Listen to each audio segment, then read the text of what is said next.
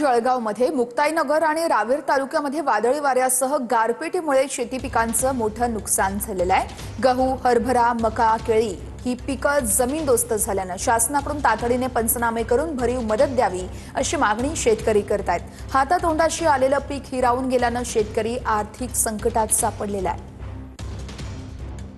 माझ्या पाठीमागे आपण पाहतोय की रावेर मुक्ताईनगर परिसरामध्ये शेतकऱ्यांचं जे पीक आहे केळी, हरभरा, गहू जे पिकं आहेत, अनेक पिकं आहेत, हे पिकं सध्या जमीनदोस्त झालेले आहेत।